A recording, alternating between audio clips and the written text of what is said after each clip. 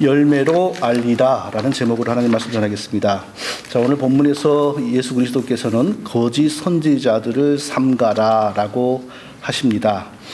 성경의 모든 말씀이 진리이지만 특히 예수 그리스도께서 하신 말씀은 더욱더 우리가 신뢰하고 또 신뢰할 수 있습니다. 예수님이 친히 거짓 선지자들을 삼가라 라고 하셨다는 것은 거짓 선지자가 많이 있다는 거죠. 거짓 교사, 거짓 선생, 요즘 말로 소위 이단 이런 것이 많이 있다는 거죠. 없으면 예수님이 그런 말씀을 하시지 않았겠죠. 거짓 선지자를 조심하라 이런 말씀을 하지 않았을 것입니다. 갈라디아 2장 4절에도 보니까 이는 가만히 들어온 거짓 형제들 때문이라. 바울이 성격이 강하고 말이 분명한 사람인데 매우 부드럽게 표현했습니다. 이는 가만히 들어온 거짓 형제 때문이라. 부드러운 표현이긴 해도 같은 내용입니다. 거짓 선생, 거짓 선지자들을 조심하라 라는 내용입니다. 그러고 보니까 신약 성경에서 많은 비중을 차지하고 있는 주제, 다루는 내용 중에 하나가 뭐냐면 이 거짓 선생들의 가르침입니다. 거짓 교사, 거짓 교리, 거짓 형제, 거짓 선지자 이런 얘기가 신약 성경에 많이 나오죠. 자, 그러면 성경이 말하는 거짓 가르침 이것은 과연 교회 밖에 있는 것일까요? 아니면 교회 속에 들어와 있는 것일까요? 교회 속에 들어와 있습니다. 그러니까 심각하죠. 교회 밖에 있으면요 성경에서 말할 필요가 없는 거죠. 바울이 고린도에 편지할 때 보면 고린도 교회 안에 이미 거짓 사도, 광명의 천사들이 들어와서 교회를 다른 복음으로 채워버렸습니다. 예수님은 그들을 거짓 선지자에 대해서 말할 때 양의 옷을 입고 너희에게 나아오나 속에는 일이라. 양의 옷을 입었습니다. 그러니까 양처럼 보이죠. 그러나 그 속에는 이리의 본성이 들어있다. 이렇게 말씀하셨습니다. 양의 옷을 입었다라는 말은 철저히 좋은 목회자처럼 포장되어 있고 좋은 성도처럼 포장되어 있고 좋은 신학교 교수처럼 좋은 선교사처럼 꾸며져 포장되어 있다라는 뜻이지요. 이것은 결코 신앙생활하고 우리가 하나님을 섬기고 교회를 만들어 가는데 외면할 수 없는 피할 수 없는 주제인 것만은 분명한 사실입니다. 그런데 현대 교회에서는 제일 다루지 않는 주제, 다루면은 교회가 재미없어지는 주제가 몇 가지 있는데 그 대표적인 게 하나님의 심판, 지옥, 거짓 선생을 다르게 말하면 이단. 이런 주제는 거의 이제 다루기를 기피합니다. 왜냐하면 오늘날 교회에 나오는 사람의 심성과 이런 주제는 맞지가 않기 때문입니다. 자, 심판. 오늘날 사람들이 자신이 누구로부터 심판을 받고 이런 거에 대해서 받아들일 수 있습니까? 누구로부터 심판을 해요? 누가 우리를 심판해요? 우리가 대통령도 심판하고 대통령도 끌어내리고 하는데 대통령 욕하는 게 비방하는 게 아무것도 아니에요. 그냥 자기 SNS에서 마음껏 떠들어요. 근데 우리가 감히 우리를 누가 심판을 해요? 하나님이 우리를 심판해요? 보이지 않는 하나님이 우리를 심판해요? 현대인에게는 이게 맞지가 않은 얘기예요. 지옥? 하나님 안 믿어서 지옥의 심판을 받는다? 지옥에 간다? 현대인들에게는 통하지 않은 얘기예요. 조금만 불편한 게 있으면 민원을 제기해가지고 빨리 수리하고 고치지 않으면은 난리를 부리고 그러는 시대인데 무슨 사람을 힘들게 하고 어렵게 하는 지옥이라는 게 어떻게 통해요, 현대인들에게? 이런 말을 하면은 현대 교인들에게는 납득이 되지 않고 동조할 수 없는 그런 이야기라는 거죠. 또 하나가 이단, 거짓 복음이라는 주제인데 이것도 굉장히 교회에서 다루기가 어렵습니다. 다루면은 어떤 목사님은 그래, 정 목사야, 너 그런 거 하지 말아라, 그런 소리 하지 말아라, 너 그거 제가 있는 그대로 전달해 볼게요. 너 그런 거 하면 목회 조진다. 이런다고 저한테. 왜 그런지 아십니까? 현대인들은 이 사람이 이 사람을 비방하는 것을 아주 못된 일로 생각을 합니다. 당연히 그렇죠. 사람이 이 사람 비방하면 못된 일이죠. 서로 인정하고 존중하고 살아가야죠. 그러나 이 거짓 복음, 거짓 선생의 문제는 이 사람이 이 사람을 비방하는 게 아니고 성경이 말하는 것은 이건데 성경의 말을 이렇게 왜곡하기 때문에 교회가 망가지는 거기 때문에 다루는 겁니다. 그리고 사도들을 보면, 예수님을 보면, 또 역사를 보면 이 문제는 교회에서 아주 심각하고 피할 수 없는 주제였습니다. 그런데 현대 교회는 이미 인간의 명예와 인간의 자존심이 너무 높아져 있고 인간이 거의 하나님 자리에까지 와 있기 때문에 뭐 누구가 잘못 믿는데 그 사람 인격을 왜 훼손해? 이런 논리가 들어오는 거예요. 그래서 오늘 현대교회에서는 지옥이라는 주제를 설교할 수가 없고 심판이라는 주제를 설교할 수가 없고 거짓 선생, 거짓 복음, 소위 이단이라고 하는 거에 대해서는 거의 설교하기가 어렵습니다. 삭막해지잖아요, 사람이. 현대인들에게는. 그럼 뭘 주로 많이 해야 돼요? 사랑, 행복 이런 단어가 자꾸 반복이 돼야 돼요. 사람의 마음이. 그래서 어디를 가나 사랑 받아야 되잖아요. 우리가 내가 돈 내고 어디를 가든 대접받아야죠. 그러니까 하나님 당신을 사랑합니다. 하나님 당신에게 복을 주십니다. 교회 나온 고객들을 목회자가 잘 섬겨야죠. 그리고 고객들이 부르기를 원하는 노래를 부르게 해야 되고, 이게 바로 현대 변질되어가는 타락한 교회들의 모습이라는 것입니다. 그러나 분명한 사실은 우리 교회도 제가 한 번이라도 최근에 뭐 이단, 거짓 복음, 거짓 선지자 이런 거 언급해 본 적이 있나요? 한 번도 안 했어요. 특히 저는 사람들이 오해를 해요. 아유, 저 목사님은 교회 가면 맨날 저런 소리만 하는 거 아니야? 이런 말 나올까 봐서 진짜 안 했어요. 일부러 안 해요. 근데 오늘은 마태복음을 읽다가, 지난주 중에 마태복음을 읽다가 성경에 있는 얘기를 한번 해야지 하고 이 본문을 제가 다루는 겁니다. 분명한 사실은 성경은 교회와 이단의 문제가 결코 떨어질 수 없다라고 분명히 말을 합니다. 아무리 사랑이 많고 친절한 사도라 할지라도 이단에 대해서, 거짓 복음에 대해서는 분명한 자세를 항상 견지합니다. 성경의 저자들 가운데 가장 사랑이라는 단어를 많이 언급한 사람이 사도 요한입니다. 근데 사도 요한은 뭐라고 그랬냐면, 사랑하는 자들아 영을 다 믿지 말고 오직 영들이 하나님께 속하였나 분별하라. 많은 거짓 선지자가 세상에 나왔습니다. 이 세상에 많은 거짓 선지자들이 있기 때문에 그들의 가르침이, 그들을 통하여 역사하는 영이 하나님의 영인지 분별해야 한다. 사도 바울은 성격이 분명하고 말이 확실하죠. 어조가 강하죠. 그래서 뭐라고 표현하냐면, 이단에 속한 사람을 한두 번 훈계한 후에 멀리하라. 아주 단호하죠. 그리고 사도 바울이 쓴 모든 성경에서 공통적으로 가장 뜨거운 주제가 되는 것은 거짓 선생, 거짓 복음, 거짓 교리의 문제입니다.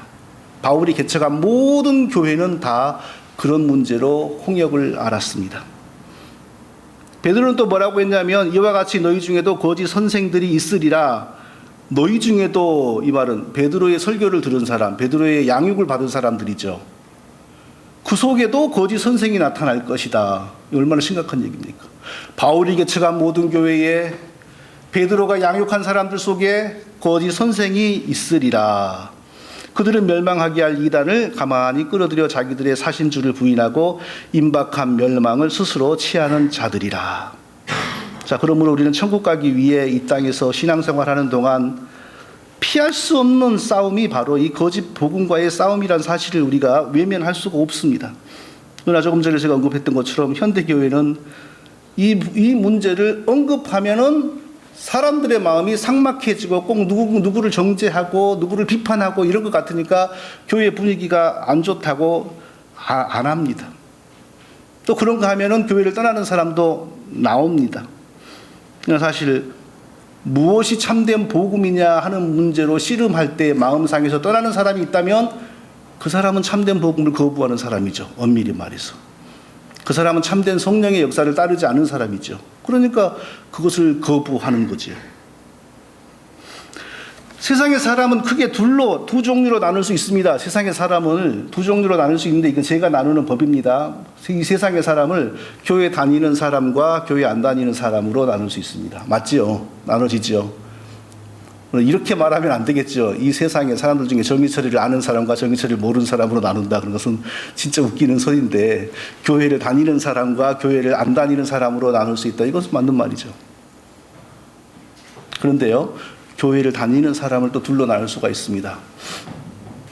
정통신앙의 길을 가는 사람과 거짓 신앙의 길을 따라가는 사람으로 나눌 수가 있습니다. 분명한 사실입니다. 오죽하면 예수님이 제자들에게 거짓 선지자들을 삼가라 라고 했겠습니까? 교회 안에는 항상, 그리고 우리 주변에는 항상, 그리고 시간이 갈수록, 종말이 될수록 항상 이 문제는 점점 뜨거워집니다. 지금 한국 교회는요, 이 문제 때문에 겉으로는 멀쩡하지만 속으로 영적인 이산가족, 영적인 찢어진 가족이 얼마나 많은지 모릅니다. 남편이 이단에 빠지고 부인이 이단에 빠지고 자식들 열심히 뒷바라지 갖고 대학에 가고 이단 동아리에 들어가가지고 이단에 빠지고, 제 친척들 중에서도 그런 분들이 있습니다. 점점 이 문제는 심각합니다. 예. 자, 그러므로 오늘 본문은 정말 사랑이 없는 것 같고 그렇지만 결코 외면해서는 안 되는 주제입니다. 거짓 신앙의 문제를 다루는 예수님께서 직접 말씀하시는 오늘 내용에서 발견되는 중요한 사실을 살펴보겠습니다. 첫째로, 거짓 선지자의 활동은 역사가 끝나는 날까지, 그리스도의 재림의 때까지 왕성하게 이어진다는 사실을 우리가 기억해야 됩니다. 구약 시대에도 거짓 선지자들의 활동이 많았습니다. 하나님께서 시내산에서 이스라엘 백성들에게 직접 말씀하시니까 이스라엘 백성들이 하나님의 음성을 듣기에 너무 힘들고 공포가 밀려오고 해서 하나님께 우리에게 다 말하지 말고 우리 중에 한 사람을 선택하셔서 그 사람에게 먼저 말하시면 그가 우리에게 전달해서 우리가 하나님의 말씀을 듣겠습니다. 이렇게 요청해서 한 사람을 하나님이 부르셔서 먼저 말씀을 주시는 선지자 직분이 탄생을 하게 됩니다. 선지자 직분을 만들자마자 하나님 말씀하십니다. 누가 선지자라고 나서서 무엇을 말하는데 그 말하는 내용이 맞지도 않고 이루어지지 않으면 거짓 선지자니 너는 그를 죽여라. 선지자 제도를 만들면서 동시에 거짓 선지자가 있을 것이니 거짓 선지자가 나와서 말했는데 내 이름으로 말했는데 이루어지지도 않으면 내가 보낸 게 아니니까 그를 죽여라. 이렇게 말씀을 합니다. 근데 처음부터 하나님은 이 선지자, 참 하나님의 선지자가 있고 그리고 거짓 선지자들이 있어서 이 땅에서 많은 사람들을 미혹한다라고 하는 것을 성경을 통하여 말씀을 하셨습니다. 대체 이 거짓 선지자는 누가 만들어서 보내는 것일까요? 스스로 일어날까요? 스스로 일어나는 건 아니죠. 왜냐하면 인간이 스스로 거짓 선지자가 되면 능력이 안 나오잖아요. 거짓 선지자 노릇을 하려면 능력이 나와야 돼요. 예언을 했는데 막 종종 어마어마하게 맞는 내용도 나오고 신적인 힘이 있죠. 하나님은 아니에요. 그럼 뭐죠? 아담을 유혹하여 하나님을 배반하게 만들고 선악과를 먹게 한 그 사단이 지금도 거짓 선지자를 보내서 역사를 하는 거죠. 중요한 질문이 나옵니다. 하나님, 그럼 거짓 선지자가 나오지 않도록 마귀를 그냥 꽉 눌러놔버리지 왜 자꾸 거짓 선지자가 나와가지고 순진하고 어리석은 사람들이 거기에 미혹돼가지고 재산도 받다 바치고 집안도 다 망치고 왜 그렇게 하십니까? 좀 안 나오도록 해버리시죠. 이런 질문을 우리가 할 수 있습니다. 성경의 대답은, 그 질문에 대한 성경의 대답은 참 난해하고 무섭습니다. 데살로니가 후서 2장 9절 10절을 보면 악한 자의 임함이 사단의 역사를 따라 모든 능력과 표적과 거짓 기적과 불의의 모든 속임으로 멸망하는 자들에게 임하리니 이는 저희가 진리의 사랑을 받지 아니하여 구원함을 얻지 못함이니라. 거짓 복음, 거짓 선지자의 미혹에 빠져서 허덕이는 사람의 문제는 근본적으로 하나님이 그 사람을 사랑하시지 않고, 하나님이 그 사람을 택하시지 않고, 하나님이 그 사람을 구원하시지 않고, 다르게 말하면 버려두셨기 때문에 모든 버려진 죄인들은 마귀의 농락 안에 이미 떨어진 자들입니다. 그러니까 자연히 마귀의 농락 가운데 살다가 영원한 멸망으로 들어가게 하는 게 하나님의 섭리라는 것입니다. 그들도 사탄의 역사를 따라 능력, 표적, 기적, 속임수로 무장이 되어 있습니다. 병도 고치고 예언도 하고 놀라운 이적도 일으킵니다. 그러니까 사람들이 당연히 환호하고 놀라고 충격을 받고 따르게 되죠. 네. 그러나 사실 하나님이 사랑하지 않은 자들, 버려진 자들, 구원하기를 기뻐하지 않은 자들을 영원히 버리시는 방법 중에 하나가 바로 그 방법이라고 성경이 지금 무서운 말씀을 하고 있는 것입니다. 어떤 사람은 성도들을 보면요, 어떤 사람은 아주 성경적인 설교에 마음이 움직이는 사람이 있는가 하면, 어떤 분은 아주 성경적인 설교에는 마음이 움직이지 않고 그냥 졸음이 오는데 뭔가 좀 마약성이 가미된 그런 설교나 그런 가르침에는 아주 예민하게 반응을 하면서 막 쫓아가는 사람들이 있습니다. 왜 그럴까요?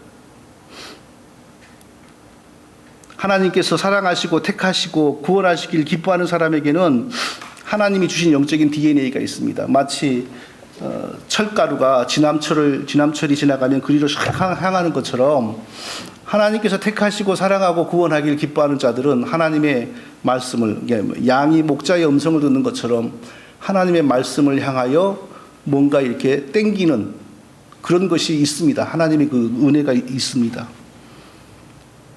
그러나 반대로 그런 성경적인 진리의 말씀에 대해서는 마음이 흥분되지도 않고 마음이 반응도 안 오고 꼭 잘못된 거에 반응한 사람들이 이 세상에 훨씬 더 많습니다. 거기에 인생이 꽂히는 사람들이 있습니다. 바로 그 사람들을 향하여 데살로니가 후서 2장 조금 전에 그 본문 바로 다음에 11절 12절에서 이렇게 설명합니다. 이러므로 하나님이 유혹을 저희 가운데 역사하게 하사 거짓 것을 믿게 하심은 진리를 믿지 않고 불의를 쫓아가는 모든 자로 심판을 받게 하려 하심이라. 무서운 말씀이죠. 비인간적인 말씀이죠. 가능하면 한 명이라도 더 하나님이 택하시고 한 명이라도 진리를 더 돌아오도록 다 좀 해주시지 왜 하나님이 사랑하지 않은 자들을 택하시고 구원하기를 기뻐하지 않은 자들을, 이게 제 얘기가 아니잖아요. 지금 제가 하는 말이 아닙니다. 성경에 있는 말 그대로입니다. 그런 자들을 마귀에게 붙여버린다. 그리고 스스로 좋아서 마귀의 가르침에 흥분되어서 인생을 바치고 돈을 바치고 재물을 바치고 그렇게 하게 만든다. 성경이 이렇게 설명하고 있는 것입니다. 그러니까 결론적으로 근본적으로 이 세상에 교회 안에 거짓 선지자의 문제, 다른 복음의 문제, 거짓 교사의 문제, 근본적으로 이 세상이 모든 사람이 죄인으로 왔고 하나님께 저주받은 상태에서 왔기 때문에 저주받은 자들은 하나님이 모든 사람을 택하지 않고 모든 사람이 날 때부터 하나님의 심판과 진노 아래 있다라는 사실을 우리가 받지 않으면 이 문제도 설명이 안 되는 거예요. 그 중에 소수를 하나님이 택하셔서 자기의 하나님의 아들 예수 그리스도의 십자가의 복음을 선물해 주시는 겁니다. 선물을 줘도 죄인들은 받을 줄은 몰라요. 그게 뭔지도 모르고 가치도 모릅니다. 그러니까 먼저 은혜를 주셔서 예수 그리스도의 복음을 알 수 있게 해주시고 거부할 수 없는 놀라운 은혜를 먼저 역사하셔서 스스로 즐겁게 예수를 믿게 하시는 방식으로 구원을 하시는 것입니다. 그 은혜를 입지 못하는 모든 사람들이 바로 이 거짓과 이 세상을 혼미케 하는 어둠의 영들의 권세 아래서 인생을 이 모양 저 모양으로 허비하게 되는 것이지요. 성경을 보면 거짓 선지자의 숫자와 참 선지자의 숫자를 비교할 때 거짓 선지자의 숫자가 월등히 많다는 걸 우리가 알 수 있습니다. 자, 성경의 그 역대 하에 보면 북이스라엘의 아합 왕이라고 있는데 아주 악하고 온 나라를 우상의 천지로 만든 못된 사람이었습니다. 그리고 그 시대의 남쪽 유다에는 여호사밧이라고 하는 왕이 있었는데 하나님을 잘 섬기는 믿음의 왕이었습니다. 근데 이 두 사람이 친하게 지냈어요. 믿음의 왕이 왜 북쪽의 그 우상숭배의 왕을 가까이 했는지는 모르겠지만 어느 날 여호사밧이 북쪽 아합 왕에게 놀러 갔습니다. 놀러 갔더니 아합 왕이 대접을 잘 하면서 우리 둘이 힘을 합해가지고 저 아람이라고 하는 나라, 지금으로 말하면 시리아 있죠. 시리아 땅입니다. 그때 거기 나라를 쳐서 길르앗 라못이라고 하는 지역을 빼앗아오자. 원래 우리 거였는데 저들이 지금 빼앗아 가버렸다. 우리들이 힘을 합해가지고 전쟁을 일으키자. 그러니까 여호사밧 왕이 믿음이 있고 하나님을 잘 믿는 사람이기 때문에 이렇게 말합니다. 이 나라에는 하나님의 선지자가 없습니까? 선지자에게 물어봐야죠. 하나님의 뜻이 어떠한지 물어봐야죠. 그러니까 아합 왕이 자기 근처에 있는 선지자 400명을 모았어요. 그리고 400명이 다 하나님이 너희들에게 이 전쟁을 일으키려고 하는 우리의 계획에 대해서 뭐라고 하셨냐? 하나님에게 뜻을 물어봐라. 그러니까 400명이 일시에 뭐라고 말하냐면 다 이구동성으로 전쟁은 하나님의 뜻입니다. 전쟁은 하나님의 뜻입니다. 이게 전쟁에 나가면 큰 승리를 얻습니다. 이구동성으로 막 이런 예언을 하는 거예요. 여호사밧 왕이 뭔가 좀 이렇게 믿음이 있고 하나님을 잘 아는 왕이라서 느낌이 좀 이상했나 봐요. 아, 이런 사람들 말고 다른 선지자는 없습니까? 그때 북이스라엘에 미가야라고 하는 아주 탁월한 진실한 하나님이 쓰시는 선지자가 있었습니다. 그러니까 그 소문을 이미 다 알고 있었나 봐요. 다른 선지자는 없습니까? 이렇게 이제 여호사밧 왕이 물었어요. 그러니까 아합이 뭐라고 하냐면요. 아이고, 한 명이 있기는 있는데요. 그 사람은 예언만 하면은 맨날 아주 기분 나쁜 소리만 합니다. 이러는 거예요. 여호사밧이 아니 왜 그런 말씀하십니까? 하나님이 말씀하시면 기분 나쁘건 좋건 들어야지 왜 그런 말씀하십니까? 그를 오라고 하십시오. 그러니까 마지못해 가지고 여호사밧 왕이 아합 왕이 미가야를 불렀어요. 그러니까 미가야에게 너 우리가 전쟁에 나가려는데 하나님에게 물어봐라. 하나님 뭐라고 말씀하시는지 말해봐라. 그러니까 미가야가 전쟁에 나가십시오. 전쟁에 나가면 큰 승리를 얻을 겁니다. 이러니까 아합 왕이 이상하거든요. 너 오늘은 왜 듣기 좋은 소리를 하냐? 너 제대로 안 할래? 제대로 해봐. 너 하나님 너한테 뭐라 그러디? 그러니까 제대로 말을 합니다. 제가 오기 전에 하나님께서 여기 한 환상을 보여주셨습니다. 전쟁이 벌어졌는데 지휘관이 죽어버리고 군사들은 목자 없는 양같이 뿔뿔이 흩어져 집으로 도망가는 환상을 보았습니다. 그게 뭐죠? 전쟁에 나가면 왕이 죽는다는 겁니다. 그러니까 왕이 이거 보라고. 이 사람은 하나님의 말씀을 전하기만 하면 아주 기분 나쁜 소리를 전한다고요. 그래서 나 이 사람은 가까이 안 한다고. 그러니까 여호사밧이 왕이시여 왜 그런 말씀을 하십니까? 하나님의 말씀이 달건 쓰건 들어야죠. 그런데 무시하고 나갑니다. 왜? 400대 1이니까. 그런데 그 전쟁에 나가서 아합 왕이 죽습니다. 성경은 이렇게 말씀합니다. 누가 아합 왕을 내가 죽여야 되겠는데 어떻게 하면 좋겠느냐? 그러니까 한 천사가 제가 거짓 선지자의 입을 통하여 거짓 예언하는 영이 되어 아합 왕을 전쟁터로 제가 꼬드겨 가겠습니다. 그러니까 거짓 선지자들이 존재하는 여러 이유 중에 하나가 하나님이 멸망시키고 심판해야 될 죄인들을 심판하는데 영원히 저주하는데 쓰여지는 목적도 분명히 있다는 것입니다. 예레미야 선지자도 있습니다. 성경에 훌륭한 선지자지요. 하나님께서 이스라엘을 멸망시키기 직전에 활동을 했습니다. 이스라엘의 죄가 극에 달하자 더 이상 하나님이 참을 수가 없어서 이웃의 강대한 나라 바벨론, 성경에 그렇죠. 그 나라를 이스라엘에 보내가지고 이스라엘을 완전히 초토화시키겠다고 말씀하셨습니다. 그러면서 예레미야를 통해 하나님 뭐라고 예언을 하시냐면, 말씀을 주시냐면, 예언이라는 말은 하나님의 말씀이라는 뜻입니다. 꽉 앞날에 뭘 알아맞힌다는 게 아닙니다.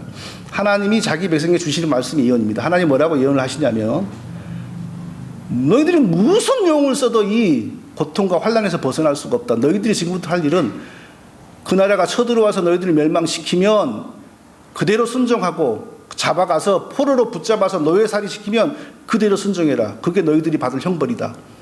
절대 딴 생각하지 말고 내가 주는 대로 달게 받고 달게 마셔라. 예레미야를 통하여 그렇게 말씀을 전했어요. 그런데 세상 어느 사람이 하나님이 자기 나라를 망하게 하고 자기 국민들을 다 잡아가서 남의 민족 노예살이 하고 옛날에 우리 36년 동안 징용 가고 군인 끌려갔던 것처럼 그런다 하는데 누가 좋아하겠어요? 어느 사람이 좋아해요? 그때는 또 거짓 선지자가 등장하기 얼마나 좋은 때입니까? 그때 거짓 선지자 하나냐가 딱 등장해가지고 하나님이 내게 말씀하셨다. 우리나라를 침략하는 적은 하나님이 즉시로 물리쳐준다고 하나님이 내게 말씀하셨다. 이스라엘 백성들이 좋다고 하나님이 진짜 귀한 선지자를 쓰고 계시다고. 그러나 진실은요, 하나님은 이스라엘을 완전히 그 바벨론이라고 하는 나라의 포로로 붙여버려가지고 모든 걸 초토화시켜버리고 백성들을 다수를 끌고 가서 70년, 80년간 노예살이 시킵니다. 실제로 하나님 그 계획을 갖고 계십니다. 참 선지자는 하나님이 바로 그 일을 하실 거라고 예언을 합니다. 그런데 거짓 선지자는 침략하여 오는 적을 하나님이 즉시로 물리쳐 주신다. 자, 이스라엘 백성들 어떤 손해를 당합니까? 골든타임을 놓치는 거죠. 물론 그때 뭐 하나님은 분명히 너희들 회개해도 이것은 바꿀 수 없다라고 말했지만 어찌합니까? 전국적으로 회개하고 진짜 우상을 버리고 진짜 하나님께 돌아가면 하나님이 뜻을 돌이켰을런지 어찌합니까? 그러나 거짓 선지자가 걱정 없다. 쳐들어오기만 하면 하나님이 다 물리쳐준다고 말씀하셨다 이러니까 회개를 하나요? 자기들의 문제를 느끼나요? 이게 바로 거짓 선지자가 하나님과 사람들 사이에서 하는 일입니다. 하나님의 복을 받지 못하게 합니다. 멸망당할 사람은 영원히 더 멸망받게 합니다. 그러나 참 하나님의 선지자는요, 하나님이 재앙을 주시는 것, 하나님 매질을 하시는 것, 여기에 대해서 다 말합니다. 왜? 그게 하나님이 우리를 복을 주시고 우리를 온전케 만드시는 방법이기 때문이거든요.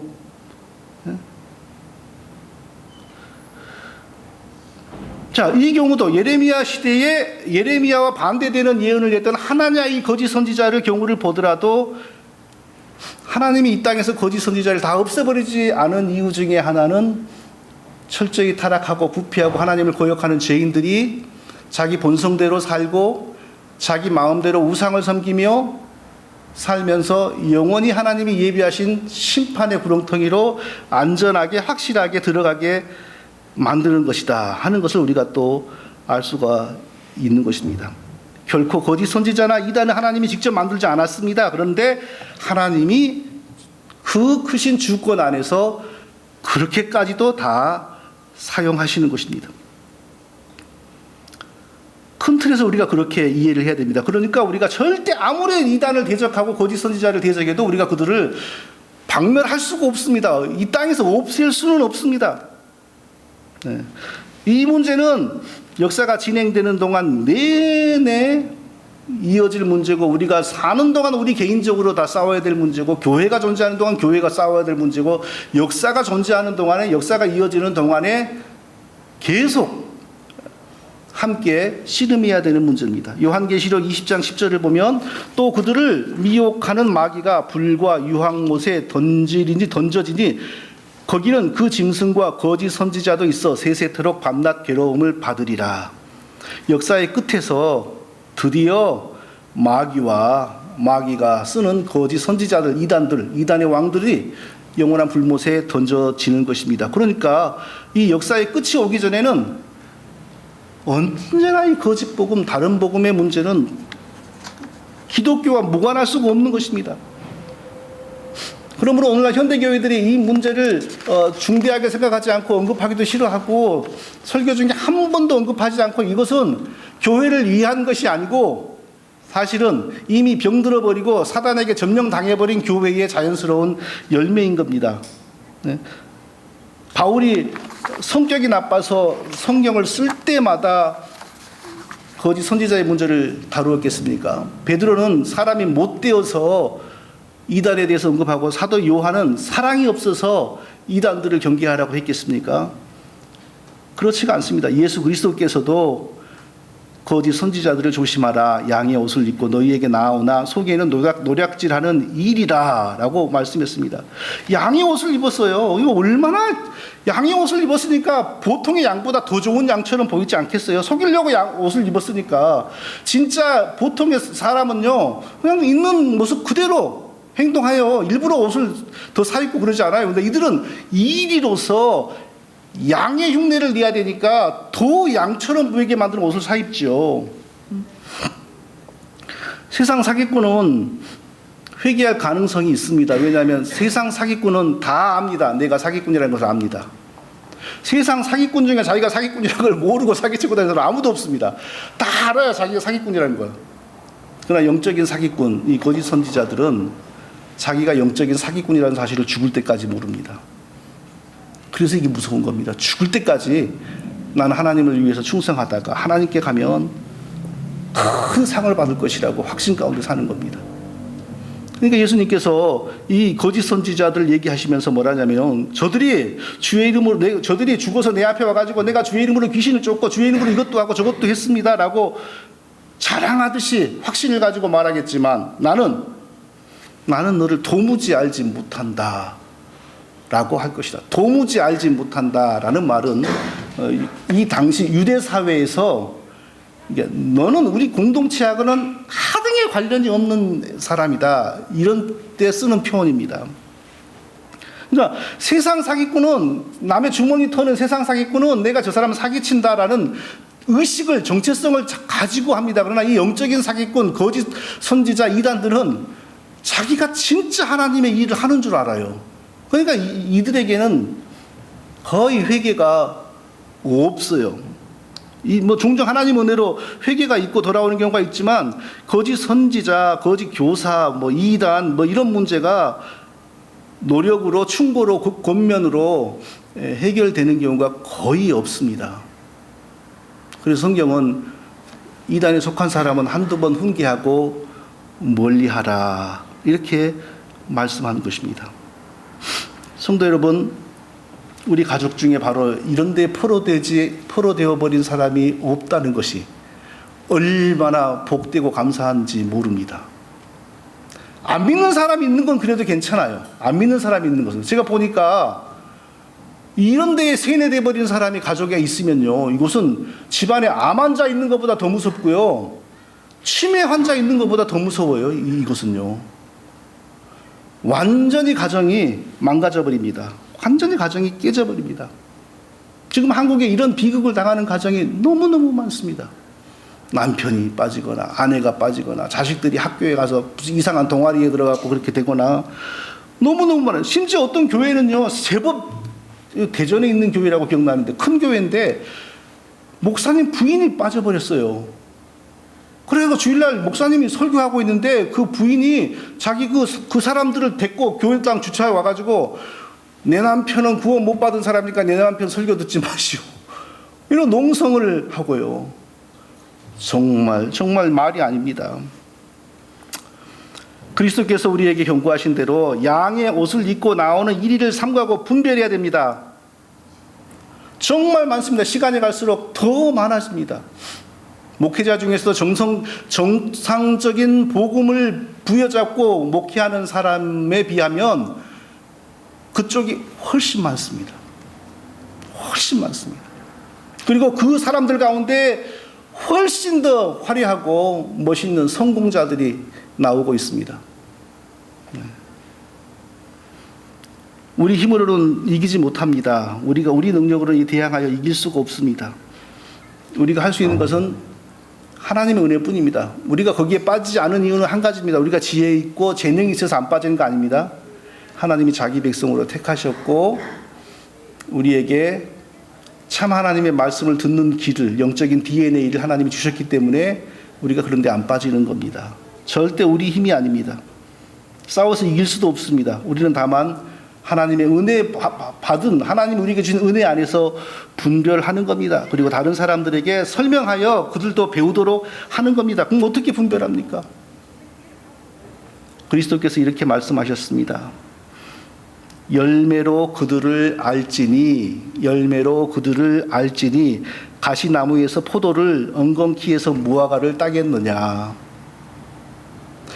감나무는 반드시 감을 만들어내지 사과를 만들어내는 법이 없습니다. 큰 감, 작은 감, 단감, 쓴 감, 그 차이에서도 감나무는 감을 만들어냅니다. 사과나무는 반드시 사과를 만들지 배를 만드는 법이 없습니다.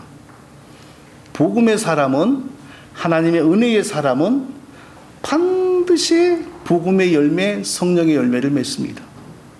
인간의 허물, 인간의 성격의 부족함이 없다는 것 아닙니다. 다 인간의 허물이 있습니다. 천국 가기 전까지, 육신에서 벗어나기 전까지 성격 문제 다 남아있고요. 허물 다 남아있습니다. 그 얘기하는 게 아닙니다. 그럼에도 불구하고 하나님이 붙드셨으므로 하나님의 은혜를 입은 사람에게는 복음의 열매가 있습니다. 성령의 열매가 있습니다. 예외가 없습니다. 많고 적음의 차이는 있어도 반드시 열매는 있습니다. 그러나 하나님의 은혜를 입지 못하면, 다른 성향의 은혜를 입으면, 다른 신의 부림을 받으면 반드시 거기에 합당한 열매를 맺습니다. 그 열매가 그 나무가 무슨 나무인지 아는 가장 정확한 것처럼 그 사람이, 그 목사님이, 그 교회가 만들어내는 일을 보면 그들 속에 성령이 역사하는지, 그들 안에 하나님의 은혜가 역사하는지를 반드시 알게 되는 것입니다. 그거 외에는 우리가 할 수 있는 게 없습니다. 제가 제자 훈련도 해봤고 성경 공부도 해봤어요. 그런데 하나님이 은혜 주시지 않으니까 미혹될 사람은 미혹되더라고요. 사람이 가르쳐서 되는 문제가 아니더라고요. 하나님이 은혜 주시고 하나님이 택한 사람은 미혹받지 않고, 혹 미혹받아도 반드시 돌아옵니다. 하나님이 자기 것으로 택하셨기 때문입니다. 그러나 하나님이 택하시지 않으면 천하의 누구라도, 심지어는 대통령이 되고 기업의 회장이 되어도 다 넘어가게 되어 있습니다. 저와 우리가 언제나 성령으로 충만하고 이 말씀으로 충만하고 늘 깨어있는 우리 모두가 될 수 있기를 예수님의 이름으로 축원드립니다. 걸어가신 아버지